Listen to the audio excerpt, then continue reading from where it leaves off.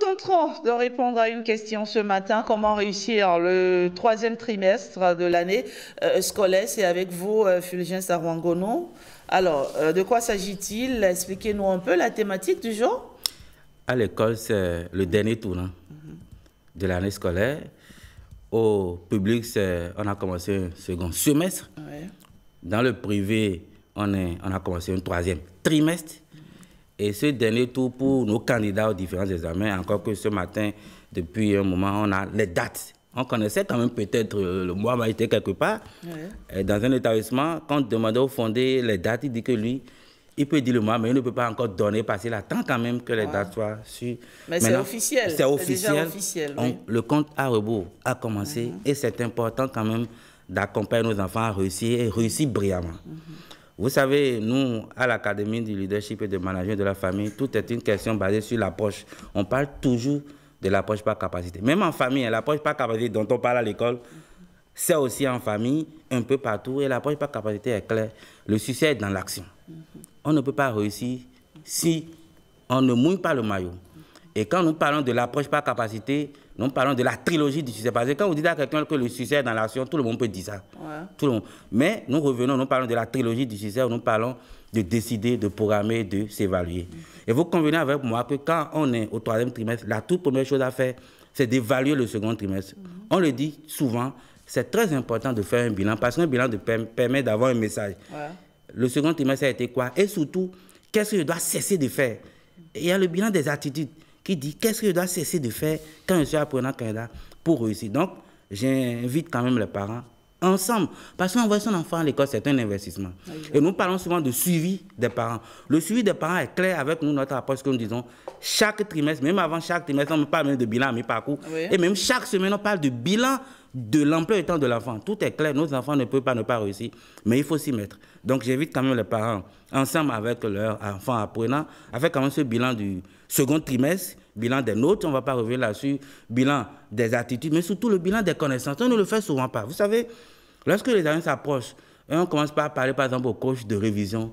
Je ris, je dis, moi, je parle de révision depuis fin du premier trimestre. D'accord. Je dis, à la fin du premier trimestre déjà. Moi, je parle de bilan des connaissances. Oui. Moi, je ne veux pas attendre, mais ça veut dire que c'est régulier. Et l'enfant ne peut pas ne pas réussir. C'est un slogan, je le dis, et je mets ça en action. Donc, moi, les coachs font aussi les révisions avec les enfants? J'étais à un cours de coaching que je dois faire le jeudi. Oui. Je suis allé le faire le mardi, et c'est interverti, j'étais avec un autre hier. Okay. Et avec l'enfant, on a des méthodes de révision. Attention, on a des méthodes. Moi, je parle, j'ai des méthodes pour partir quand même de l'enfant. Quel est ce système d'appropriation du savoir, de réviser? Ouais. Là, c'était une matière. Encore, on ne révise pas tout, c'était une matière où elle voulait quand même que je lui donne ma méthode. Elle dit, on est à la veille de la composition. Si je te donne ma méthode, tu vas t'embrouiller. Nous allons partir de ce que tu fais d'habitude. D'accord. Et après, donc, le coach aussi fait des révisions. Moi, il y en a qui me payent juste pour ça. Je vais dans les maisons parfois, juste que pour ça. Donc, le bilan des connaissances est fondamental. Ça permet à nos enfants, qui déjà, au premier trimestre, j'imagine, ont fait le bilan des connaissances, de faire le bilan des connaissances du second trimestre. Et même, ce qui est intéressant, c'est qu'il y a aussi les congés de Pâques qui ne sont pas loin.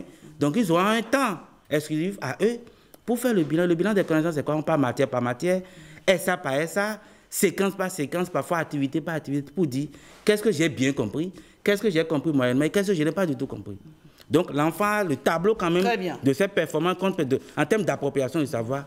Et pendant les congés, il ira faire un effort, on ne va pas attendre, mais et ainsi de suite. Donc, la toute première information pour réussir quand même le troisième trimestre, c'est d'amener nos enfants à faire ce bilan des connaissances.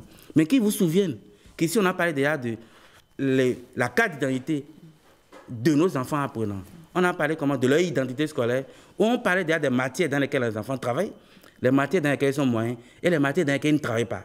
Cette information, ajoutée au bilan des connaissances, permet à nos enfants de dire les matières dans lesquelles je ne performe pas, les leviers sur lesquels je dois mettre mon appui, sans oublier que, attention, là où je travaille, je maintiens le cap.